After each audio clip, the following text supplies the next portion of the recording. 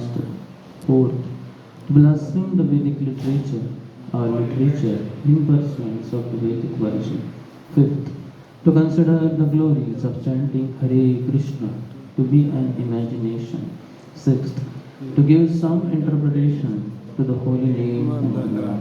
Seventh, to commit sinful activities on the strength of the holy name. Eighth, to consider the chanting of Hare Krishna as one of the auspicious ritualistic activities offered in the Vedas as fruitive activities, karma kanda.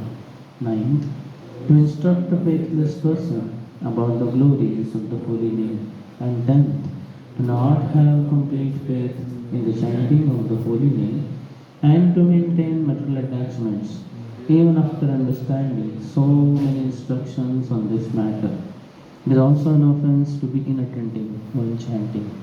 Every devotee who claims to be a Vaishnava must carefully guard against all these offenses in order to quickly achieve the desired success. Krishna Prema. Yesterday we discussed how, as a part of sadhu sang, one should chant, dance, sing with devotees and experience Lord's merciful nature in the form of giving so many, in the form of investing so much of all of his energy in his different holy names. And one should also simultaneously express one's inability to not being able to chant. So that only further gets into Trunadapishu Nichina, Tarvarapi Saheshtuna, Amanina Manatena, Kirtaniya Sadahari, which is the third verse in Shikshashta, which is focusing on 4 prerequisites for always being able to chant the holy name of the Lord. Humility, tolerance, always respecting others, and not expecting any respect in return. So this humility is very, very important. So that is part of Bhajana Kriya. First verse is Shraddha, second verse is Sadhu Sang, third verse is Bhajana Kriya. Bhajan means one should have humility, tolerance, and respecting others, not expecting any respect. Then only one can always chant Kirtaniya Sadahari. So bhajan means uninterrupted bhajan. Ahetuki apratihata. When it has no other material motive, then only it can go uninterruptedly. So there is no material motive that I should get respect. Arrogance is not there. Intolerance is not there. Always respecting others. That kind of nature is required. So if we practice this, then it becomes very easy. So that is proper bhajan. And when one practices with these 4 prerequisites and always chanting Hare Krishna, then his heart will be quickly purified. He will have no material desires. Especially passion and ignorance will reduce almost zero. And that is the 4th verse, Na Dhanam Na Janam Sundarim, which is the part of Anartha Nivritti.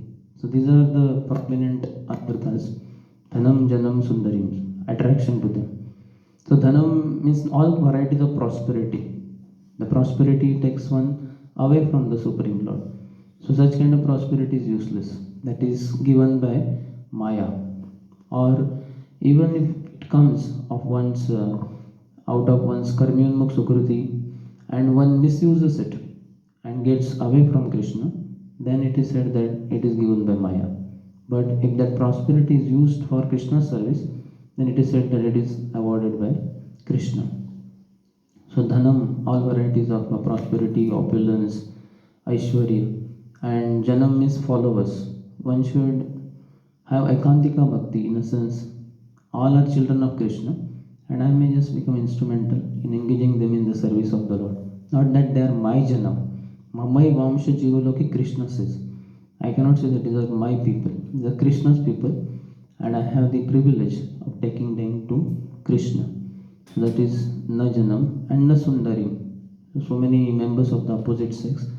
So they are not for my pleasure, they are for Krishna's pleasure. So wealth and women, Prabhupada says, are the 2 big obstacles on the path of spirituality. And many stalwarts have retreated from this path due to these 2. And Prabhupada says it takes time to recover from such foreign nature of being very much attached to wealth and women. So if these 3 or Kavitam Sundarim, any kind of poetic, composition, etc., that one may be expert at. So one should not derive strength from these things. Rather, one should be very detached. Engage them in Krishna service. So that is part of Anartha Nivritti. When that happens, then Nishtha means Mama Janmani Janmani Shore, Bhavatat Bhaktir Ahituki Toi. And birth after birth, I want your devotional service. So Nishtha means firmly rooted in the devotional practice. It's very deep faith. So one is not bothered about material world being Dukhalayam. It is no more for him because he is always engaged.